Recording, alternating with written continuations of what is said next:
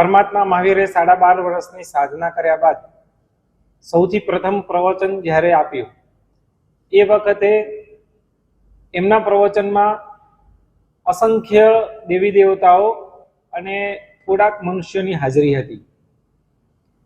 તો પણ પરમાત્મા મહાવીર પ્રભુએ એ પ્રવચનમાં દેવો અને દાનવોને મહત્વ નહીં આપતા એક જ વાક્ય બોલ્યા છે, હે મનુષ્ય, તું જ ખરેખર મહાન છે.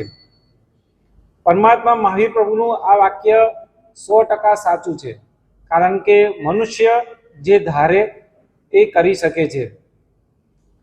ભારતના હજારો વર્ષના ઇતિહાસમાં અનેક મહાન વિભૂતિઓ થઈ ગઈ અને એમાં એ સંતો મહંતો ઋષિમુનિઓની પરંપરામાં આવેલા ઉપાધ્યાયજી યશો વિજયજી મહારાજા, જેઓ આજથી 350 વર્ષ પહેલા થઈ ગયા. એકવાર રાજાની સભામાં પંડિતો વચ્ચે એમનો વાદ વિવાદ હતો અને એમાં શરત એવી હતી કે ઔષ્ટ્ય વ્યંજનનો પ્રયોગ એમાં નહીં કરવો. જે વ્યક્તિ ઔષ્ટ્ય વ્યંજનનો પ્રયોગ કરશે તે આ વાદમાંથી હારી જશે. જે પ્રતિપક્ષ હતો એમને આ શરત નહીં સ્વીકારી, પરંતુ ઉપાધ્યાયજી મહારાજે આ શરત સ્વીકારી અને એમને એમના હોઠોની ઉપર નીચેના ભાગમાં સિંદૂર લગાવીને વાદ શરૂ કર્યો. 1 કલાક સુધી ચાલેલા આ સંસ્કૃત વાદમાં પ, ફ, બ, ભ, મ આ 5માંથી એક પણ અક્ષરનો પ્રયોગ એમને કર્યો નથી.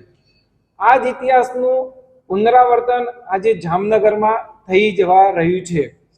350 વર્ષ બાદ પ્રથમવાર આ જામનગરની ધન્ય ધરા ઉપર આ ઇતિહાસ રચાઈ રહ્યો છે. 19 વર્ષીય મુનિશ્રી શ્રમણચંદ્ર સાગરજી મહારાજ, જે આપણી બાજુમાં જ બિરાજમાન છે, તે આ પ્રયોગ કરશે અને આ પ્રયોગનો મુખ્ય વિષય રહેશે આર્યાવર્તની ગરિમા, એટલે કે ભારતીયની ગરિમા, ભારતની ભવ્યતા. 60 મિનિટ સુધી હિન્દી ભાષામાં ચાલતા આ પ્રવચનમાં માત્ર હિન્દુસ્તાનની સંસ્કૃતિ, હિન્દુસ્તાનનું ગૌરવ, હિન્દુસ્તાનની સેના, હિન્દુસ્તાનની શિક્ષણ પદ્ધતિ આ જ વિશે માહિતી આપવામાં આવશે અને આ રીતે રાષ્ટ્રભક્તિ કરવામાં આવશે. રાષ્ટ્રભક્તિનો આ એક પ્રકાર છે. વાણીનો સંયમ કેળવીને આ રીતે બોલવું કેટલી કઠિન વાત છે. આજનું એઆઈ પણ આ વાતનો સ્વીકાર કરી શકતું નથી. 5 અક્ષરો સિવાય બોલવું એના માટે પણ અશક્ય છે.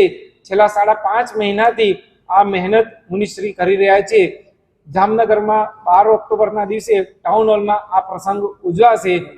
તો તમામ લોકોએ આ પ્રસંગ, આ માત્ર ધર્મનું અનુષ્ઠાન નથી, ભારતીય સંસ્કૃતિનું અનુષ્ઠાન છે, ભારતની ભવ્યતાનું અનુષ્ઠાન છે, રાષ્ટ્રભક્તિનું અનુષ્ઠાન છે. એટલે આપણા હૃદયમાં રહેલી રાષ્ટ્રભક્તિને દર્શાવવા માટે દરેક વ્યક્તિ આ કાર્યક્રમમાં જોડાય એવી જ અમારી અપેક્ષા.